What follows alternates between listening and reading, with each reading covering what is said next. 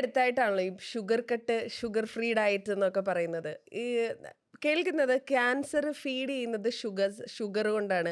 ഷുഗറാണ് കഴിച്ച് ജീവിക്കുന്നത് cancer cells എന്നാണ്. അപ്പോൾ ഷുഗർ കട്ട് കംപ്ലീറ്റ്ലി ചെയ്താൽ ക്യാൻസർ ഫ്രീ ആയിട്ടിരിക്കാം എന്നൊക്കെ പറഞ്ഞ് കേൾക്കാറുണ്ട്. ഷുഗറും ക്യാൻസറും തമ്മിൽ ബന്ധമുണ്ടോ? നമ്മൾ ഈ ഷുഗർ എന്ന് പറയുന്നത് കാർബോഹൈഡ്രേറ്റിനെ പറ്റിയാണ് ഈ പറയുന്നുണ്ടാവുക. ഷുഗർ എന്നത് പൊതുവേ മധുരമുള്ള സംഭവങ്ങൾക്കാണ് നമ്മൾ പഞ്ചസാരയല്ല ഉദ്ദേശിക്കുന്നത്. അത് പഞ്ചസാരയല്ല. അപ്പം ഈ കാർബോഹൈഡ്രേറ്റിൽ നമ്മുടെ അരി ഭക്ഷണമായാലും അതുപോലുള്ള നമ്മുടെ മേജർ ചപ്പാത്തി, പൊട്ടാറ്റോ അരി. എന്തായാലും കുറേ വെജിറ്റബിൾസിലും ഈ ഷുഗർ കണ്ടൻറ്റ് അല്ലെങ്കിൽ ഈ കാർബോഹൈഡ്രേറ്റ് ആണുള്ളത്. അപ്പോൾ നമ്മുടെ ബോഡിയിലെ എല്ലാ സെല്ലുകൾക്കും ഈ കാർബോഹൈഡ്രേറ്റ് ആണ് ആവശ്യം. നമ്മുടെ പ്രൈമറി എനർജി മെറ്റീരിയൽ കാർബോഹൈഡ്രേറ്റ് തന്നെയാണ്.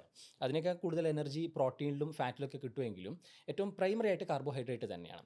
അപ്പോൾ നമ്മുടെ ബോഡിക്ക് കാർബോഹൈഡ്രേറ്റ് അത്യാവശ്യമാണ്. അത് ബ്രെയിൻ സെൽസിനൊക്കെ നമുക്കിത് അത്യാവശ്യമാണ്. ബട്ട് ഈ ക്യാൻസർ സെൽസ് കൂടുതൽ കാർബോഹൈഡ്രേറ്റ് അല്ലെങ്കിൽ ഷുഗർ യൂസ് ചെയ്യുന്നുണ്ട്, ഗ്ലൂക്കോസ് യൂസ് ചെയ്യുന്നുണ്ട്. നമ്മുടെ സെല്ലിനേക്കാളും ഗ്ലൂക്കോസ് യൂസ് ചെയ്യാനുള്ള കപ്പാസിറ്റി ക്യാൻസർ സെല്ലിനുണ്ട്. ഈവൻ ഗ്ലൂക്കോസ് ഇല്ലെങ്കിൽ പോലും അതിന് സർവൈവ് ചെയ്യാനും പറ്റും.